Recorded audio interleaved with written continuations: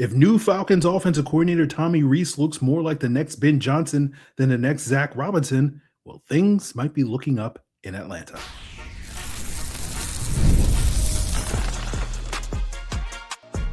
You are Locked On Falcons, your daily Atlanta Falcons podcast. Part of the Locked On Podcast Network, your team every day. Welcome back, everyone, to another episode of the Locked On Falcons podcast, part of the Locked On Podcast Network, now the #1 sports podcast network in the galaxy. And today's Locked On Falcons is brought to you by Game Time. Download the Game Time app, create an account, and use code Locked On for $20 off your first purchase. If you don't know me, I'm your humble host, Aaron Freeman. Been covering the Atlanta Falcons for nearly 20 years, formerly at falcfans.com, RIP. Still going strong as the humble host of Locked On Falcons, your daily Atlanta Falcons podcast. And on today's daily Atlanta Falcons podcast, we'll be discussing my biggest takeaways from day one of Senior Bowl practice, focusing on those receivers and cornerbacks that we had sort of circled as the guys to watch entering the week. We'll talk about now that the Falcons have two finalists for their GM position, and it seems like this story is going to come to an end by the end of the week in terms of the Falcons having a new general manager. But we'll start off today with the big news for the Falcons, the introductory press conference for new head coach Kevin Stefanski. Relatively, routine presser, been there, done that. At least as far as I'm concerned, maybe overly cynical, given I've covered this team for 2+ decades. But, to me, the biggest takeaway from that presser was that Kevin Stefanski did say that Tommy Rees would be calling plays for the Atlanta Falcons. I think a lot of people thought that Kevin Stefanski would handle his own play calling, as he did for the most part in Cleveland. We did see him give up play calling in each of the last two seasons, although we sort of attributed that to, or at least I did, maybe you differ. Oh, well, the offense is struggling the last two seasons, and so maybe giving it to Ken Dorsey in 24 and then Tommy Rees in 25 will be the shot of adrenaline that they need. They didn't get that shot of adrenaline, and so we have 9 games of Tommy Rees calling plays in the NFL level. We have 4 or 5 years, I believe, of him calling plays at the collegiate level. He's, as we've discussed many times before, he's widely being considered an up-and-comer in terms of, as the next great play caller. But, it's not the first time the Falcons have had an up-and-coming play caller that everybody thought was going to be the next great play caller. That was none other than Zach Robinson back when Raheem Morris took over, and that did not quite live up to the hype. Another up-and-comer, especially coming from the collegiate ranks several years ago, was Joe Brady, who was today named the new head coach of the Buffalo Bills. We watched Joe Brady, make the leap from going from that 2019 national championship team at LSU to Carolina, where he struggled, got fired, and then seemingly got his career back on track thanks to Josh Allen. Unfortunately, Josh Allen couldn't do the same thing for Ken Dorsey.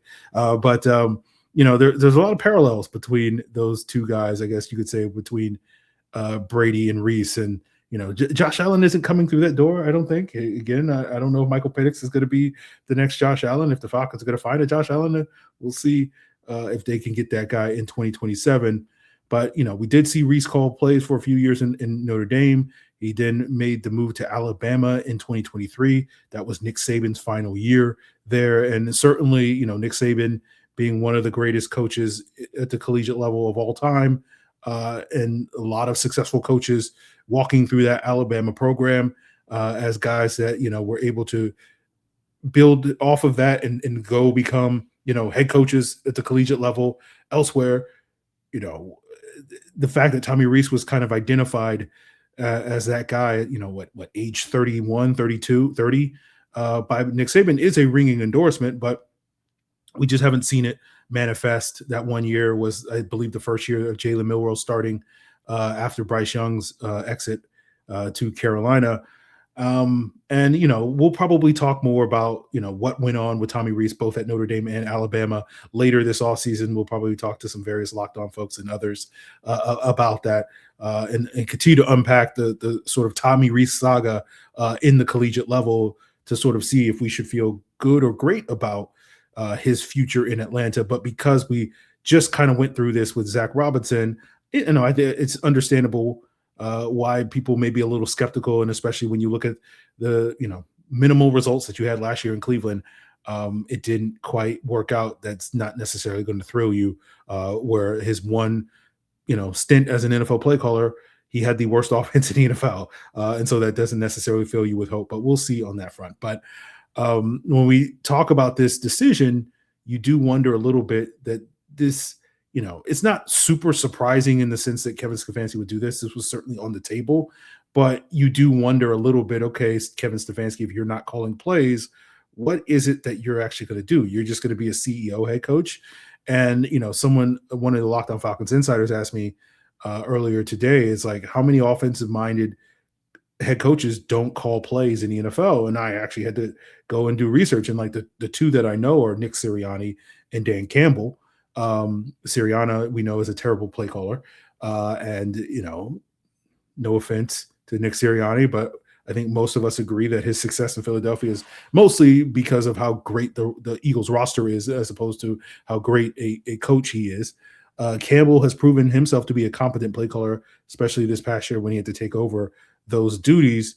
But we know Dan Campbell's greatest success in Detroit so far over the last 5 years has been when he had Ben Johnson as his offensive coordinator. And so we're really betting on Tommy Rees, if this is the type of coach that Kevin Stefanski is modeling himself off of, which is, arguably one of the top, offensive-minded CEO head coaches. You could say Mike Vrabel's the top, defensive-minded CEO head coach currently in the NFL. But if this is what Kevin Stefanski is modeling himself off of, it's like, okay, well, unless Tommy Rees has Ben Johnson, is this going to work out? So, looking up some other examples of offensive-minded coaches that didn't necessarily call plays in the NFL, Doug Peterson, he did call plays his first year in Jacksonville, but then gave those duties up to Press Taylor, and you saw diminishing returns there. Matt Rule technically is an offensive-minded head coach that did not call plays in Carolina. Joe Brady and others did that. Bruce Arians, in his stint in Tampa Bay, gave up play calling duties to Byron Leftwich during that time. And so, again, you have examples of successful coaches doing it, but you do wonder a little bit, like the parallels. You can't help but be reminded of, Raheem Morris and Jimmy Lake, where, we sat there, we're like, oh, Jimmy Lake's going to be fine because, even if he's bad, Raheem will be able to sort of take over. And we saw that have to come to fruition in that 2024 season when Raheem kind of took more ownership over that defense. And you saw an uptick in that performance of the defense after the bye week. But you don't want to get into a situation like that. I don't want to be like, oh, well, it was fine because Raheem, invoking Jimmy Lake on the Locked On Falcons podcast in 2026 is not a good place to be. And that's kind of where we're at with Kevin Stefanski in this decision. And it's like, we'll see if that works for him as a CEO head coach. I'm now frantically spent my morning Googling, Kevin Stefanski clock management and seeing instances last year in the Vikings game where he may have had some questionable clock management, because essentially that's what he's going to do now. And it's like, all right, we'll see if this works out for Kevin Stefanski and Tommy Rees and whatnot. We know they're going to run the football. We'll see if they can build an effective passing game. Who's going to be the quarterback? Who's going to be the weapons besides Drake London and Bijan Robinson? We'll sort of have to see. But, I think it's fair for people to be very skeptical of this decision. I'm very skeptical of this decision. I'm kind of at a point where I'm waiting to be wowed by this new regime. I haven't been wowed yet. So we'll continue waiting at this point. It's January. So again, it's not as if like your season is made or broken by January 27th. It's, February decisions, March decisions, April, all throughout the off season. So we're going to continue playing the waiting game when it comes to, something that Kevin Stefanski does other than hiring Bill Callahan that makes us go like, oh, this is, things are looking up, and again, the last point I'll before we move on is like, now that Kevin Stefanski is the CEO head coach, then the whole culture conversation comes back up again, doesn't it? Oh, I'm glad we get to have that conversation again, that ongoing conversation. So we'll see on that front. So, I don't love the decision to make Rees the play caller. I don't hate it. It just, it's kind of a lukewarm nothing burger of a decision. And it's like, all right, I guess, I want to be inspired, as you guys can tell, by the Atlanta Falcons. And maybe it's my natural cynicism and skepticism that is preventing me from seeing something that is obviously good for the Falcons. And please let me know in the comments or elsewhere what I'm missing on this. But it's just kind of like, all right, I guess. All right, we'll see what happens. So we'll play that waiting game on being wowed by this new regime. We won't have to necessarily play too much more of a waiting game on who's going to be the general manager that's in charge of making some of these roster decisions, these important roster decisions that need to be made, because we're down to 2 finalists for second in-person interviews. And we kind of have a timeline on when that hire could be made by the end of the week. And we'll break that down as we continue today's Locked On Falcons. Hey, it's Matt Derry from the Locked On Lions podcast. The people I love depend on me. If I'm gone, the financial responsibilities don't disappear. I didn't want my family figuring things out during the hardest moment of their lives. That's why I knew only one place to go. I chose life insurance through my friends at Ethos. Ethos makes getting life insurance fast and easy, 100% online. You can get a quote in seconds, apply in minutes, and get same-day coverage. There's no medical exam. You just answer a few simple health questions. You can get up to $3 million in coverage. Some policies are as low as $30 a month. I love the folks at Ethos. Protect your family with life insurance from Ethos now by going to ethos.com/LockedOnNFL. In as little as 10 minutes, you can get the free quote and up to $3 million in coverage at ethos.com/LockedOnNFL. That is ethos.com/LockedOnNFL. Ethos.com/LockedOnNFL. Application times and rates may vary. With football season almost done, I know you're going to miss the crowd noise, the energy, and the cheering alongside other fans inside the stadium. We all know that being in the stadium hits different, but don't worry, you can still get that fix by heading back to your local NBA arena. And if you're looking to score tickets fast, Game Time is your go-to app. They take the hassle out of buying tickets and give the advantage back to where it belongs, back to the fans. All you got to do is open the app, and within minutes, you can have your tickets for an upcoming Hawks game locked in. I know you're locked on, but why not be locked in with Game Time? What you see is what you get. The price you see is the price you pay, because you don't have to worry about hidden fees at checkout. Plus, you can preview your view before you buy it from your seat, so there are no surprises. So take the guesswork out of buying NBA tickets with Game Time by downloading the Game Time app, create an account, and use code LOCKEDON for $20 off your first purchase. That's code LOCKEDON for $20 off. Download the Game Time app today. And remember, it's gametime.co, not .com.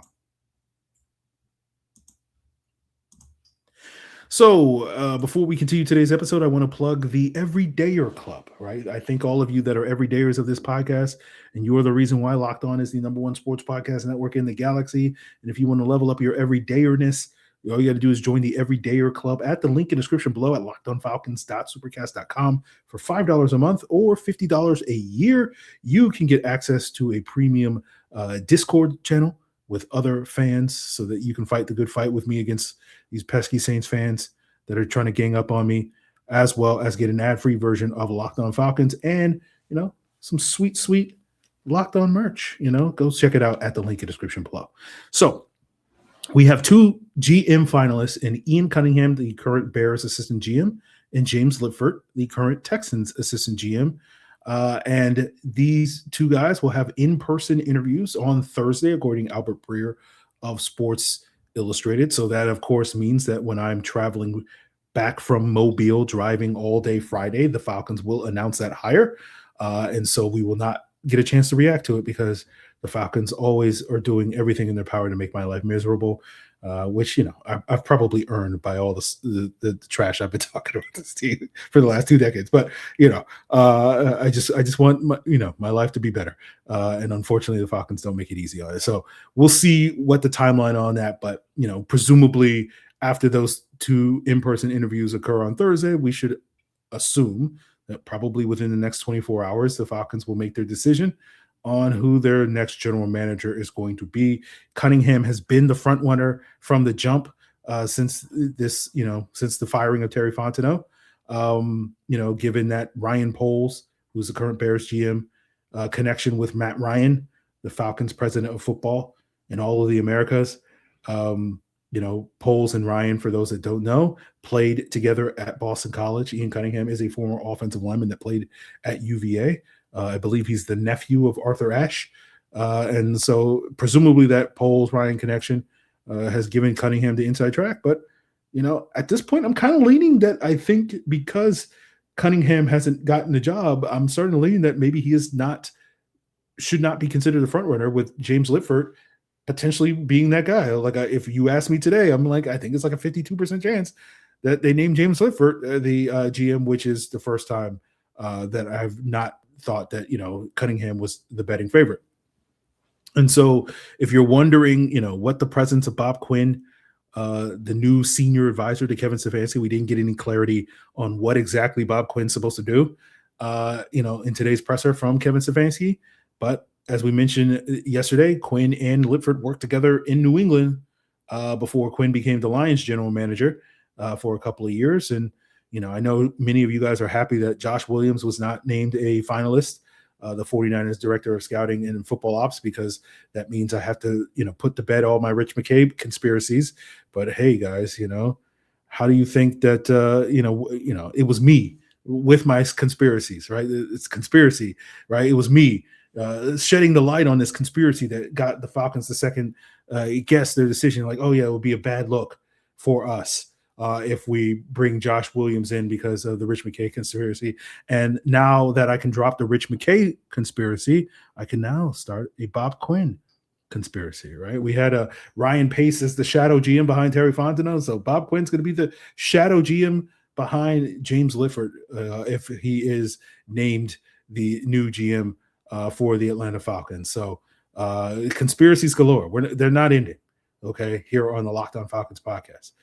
Make sure you tune in with your tinfoil hat. But, we've talked in the past about Ian Cunningham's background, and for those that missed that, his background was working with the Ravens, the Eagles, before working with the Bears under Ryan Poles. And, we noted how the Ravens and Eagles and the Bears coming from a similar background, or that sort of data-driven approach, which is, they like to trade back and accumulate assets and get more swings at drafting, which is the correct way of drafting. Shout out to Terry Fontenot for doing it wrong for the last 5 years. And Liipfert comes from the Patriots-Texans background, working in Houston under Nick Caserio, who's another Patriots guy. And the Patriots are also another team that generally, historically tend to trade back and believe in accumulating assets and whatnot. So you're not necessarily losing anything. Obviously, the Texans have made some notable trade ups in recent memory, going back to the CJ Stroud and Will Anderson draft. But that is, we'll have to do some further research, but I don't believe that appears to be their norm, but maybe I'm wrong in that assessment. Obviously, the best general manager in Falcons history came from the Patriots, and that is, of course, Thomas Dimitroff. And, that Patriots GM tree is kind of hit and miss. They've produced a lot of people: Dimitroff, Quinn, Nick Caserio, Liipfert's Boston, Houston, John Robinson in Tennessee, Jason Light in Tampa Bay, Scott Pioli in Kansas City, Monty Ossenfort currently in Arizona, Dave Ziegler a couple of years ago in the Raiders. So some good, some bad, some very good GMs, some very bad GMs, so it's kind of hit and miss when it comes to that Patriots, GM tree. When it comes, Liipfert is from Georgia. He played linebacker at Georgia Tech. I from what I understand, grew up a Falcon fan. He first came on my radar back in December when I heard Albert Breer talking about him on a podcast when he and Connor Orr, I believe it was, were discussing the upcoming coaching cycle and talking about the Falcons job coming open with the GM. And he mentioned Liipfert as a potential option in Atlanta because of that local connection that he had. So it was notable when he kind of sprung up on us, last week or whenever it was, when the Falcons brought in their 6 finalists and whatnot. So we'll see what it comes down to at the end of the week. I think the GM is going to have a huge impact on this teams in their success moving forward. As we've discussed before, you can, argue, again, whether you buy it or not is up to you, but you can argue Kevin Stefanski's demise in Cleveland was based around poor GMship under Andrew Berry, with the diminishing talent over the, from where he started to where he ended in Cleveland. And you can look at it and say the opposite. could be the key to his success here in Atlanta if the Falcons could continue to build and increase their talent level as opposed to diminish their talent level, right? The Falcons, I think, have middling talent despite the constant hype. They have some good players, but I think they need more if they're going to, take it to the next level. This team's going to run the football and a run-first team under Stefanski, that's typically going to be a defensive-driven team, and so we'll see if they can continue to build up that defense at all three levels. We'll see how they kind of remake this offense besides just running the football. Offensive line revamp that is coming with an aging offensive line is going to be a huge part of that. What other premium skill players that they can add at running back, wide receiver, and tight end in the coming years, I think is going to do wonders. And of course, we know the big question about the quarterback position in terms of getting stable, solid play at that position will do wonders for this team's success in the future. So those are unknowns at this point in time, but at least hope springs eternal when it comes to the GM. And so I don't know if I would sit here regardless of which direction they go between Cunningham and Liipfert and be like, oh yeah, this is the guy, because again, you got a first-time GM either way, and it's just kind of an unknown if that guy's going to be up to the task, and we'll find out in March and April if that guy is good at their job. But the cupboard was left bare by none other than Terry Fontenot. He kind of hamstrung whoever that GM winds up being, and you still have Falcon fans out there still trying to defend Terry Fontenot, which is you got to hand it to that terrorist organization that is none other than Terry Fontenot Incorporated. But I think this GM's going to have a tough task trying to navigate past the Terry Fontenot poor decisions and limited assets in terms of the cupboard. But if he can, it will do wonders for this team's future. So we'll see on that front. But some of the guys that new GM could be looking at are guys down here in Mobile, and we'll give you my thoughts on some of my takeaways from day one of Senior Bowl practice, looking at some of the wide receivers and corners that stood out or did not necessarily stand out, and we'll break that down to wrap up today's Locked On Falcons.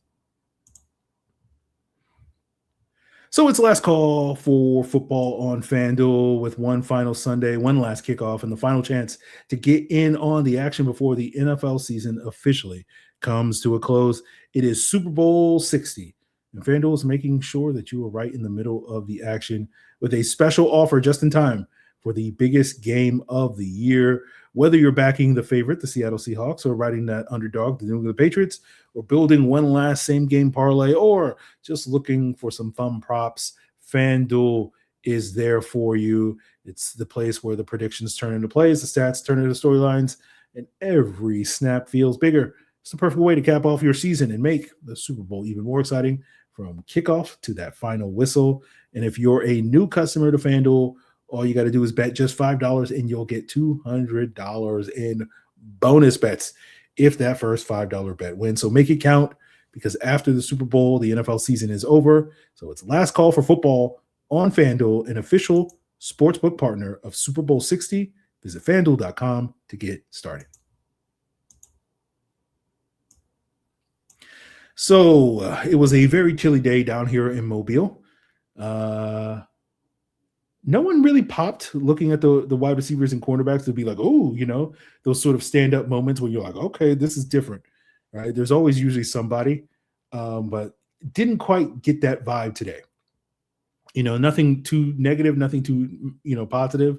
Looking at the national team that had the early practice, they had most of the cornerbacks that I had my eyes on. Chris Johnson of San Diego State, Chandler Rivers of Duke, Colton Hood of Tennessee. The American had the top receivers that I had my eyes on. Malachi Fields of Notre Dame, Jacoby Lane of USC, and Ted Hurst of Georgia State. Now Dalen Everett of Georgia, the cornerback, and Davison Igbinosun, the Ohio State cornerback, were also on the American squad. So we did get some good against good, at least in the American practice, with the wide receivers, with the corners. When we talk about the corners, I thought Johnson and Hood were kind of up and down. Nothing too bad, nothing too good. It wasn't. I was hoping to be wowed with a Quinyon Mitchell level performance. For those that do not recall, Quinyon Mitchell to me was the best player at the Senior Bowl 2 years ago when I was down here, and just was lights out the entire week. I thought with Hood, some of the receivers were able to create some separation at the top of the routes.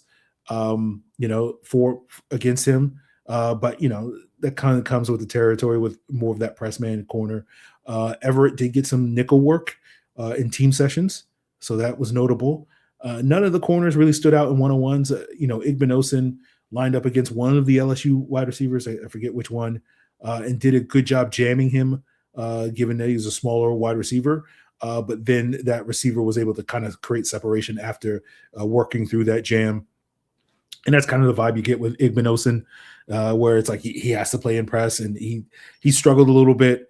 He's not the smoothest athlete that's going to be able to recover, so he kind of has to win at the bottom of the route, at the line of scrimmage, I think, to be mostly effective at the next level.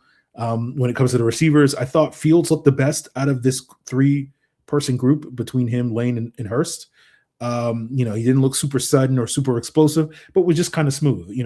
Lane kind of underwhelmed me a little bit, but as part of it is because I had high expectations. I mentioned on yesterday or 2 days ago that I thought he was the most talented receiver based off of the film I saw of this group headed down to Mobile. And that didn't really translate today in practice, where it's like, oh, he stood apart from the rest of the group. I thought Hurst had a really good rep in one-on-ones on a go ball where he was able to stack the DB and go up and make a nice grab despite it being a bad pass.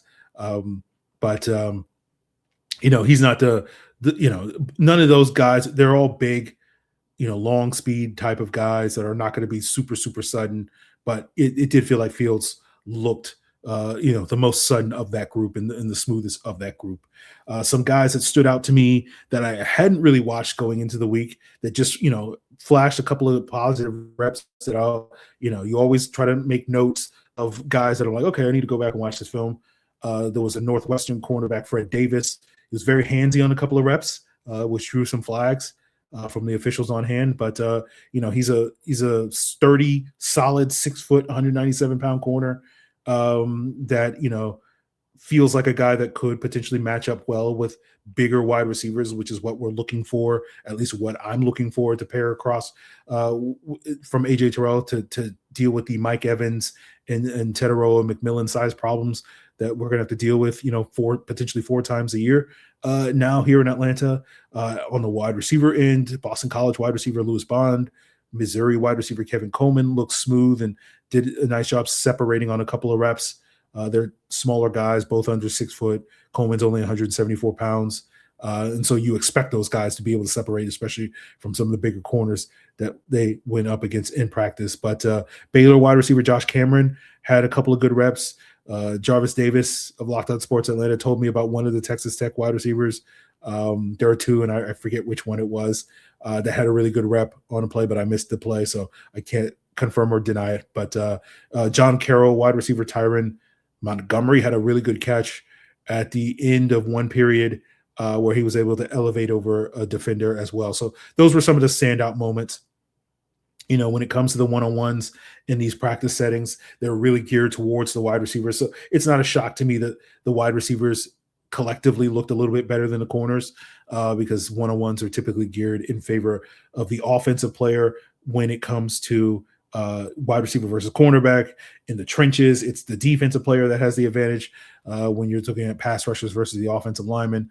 So we try not to knock the cornerbacks too much for when they give up a rep or whatever, because it's stacked against them. That's, again, going back to Quinyon Mitchell, that's kind of the gold standard, which is why, like, when he basically lost like 2 reps the entire week, it was kind of like, oh, like, you're not supposed to be this good, in these practice settings, especially given the circumstances. But, day 2 will bring new challenges for a lot of these guys. There'll be another opportunity for some of these guys to shine. The guys that may not have had the best day ones or stood out to me in day 1, we'll see if they can stand out in day 2. We'll see if the guys that had some positive moments in day 1 can continue that onto day 2.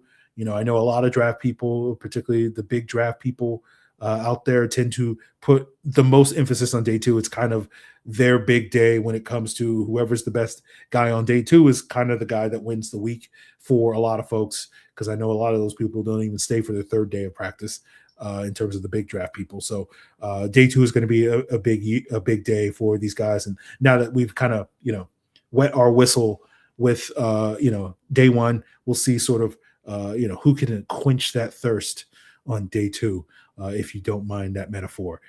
So that's going to do it for us here, guys. Appreciate you for tuning in for another episode. Continue to make Locked On Falcons your first listen by becoming an everydayer. Check us out on YouTube or wherever you listen to podcasts. If you want to get the scoop on all the latest coaching news and gear up for this upcoming Super Bowl, of course, Locked On NFL is going to have you covered with that. And go check out the Everydayer Club at the link in the description below for $5 a month or $50 a year. You can get some premium perks like an ad-free version of Locked On Falcons, as well as other perks. So go check it out at the link in the description below at lockedonfalcons.supercast.com. It is all part of the Locked On Podcast Network, your team every day.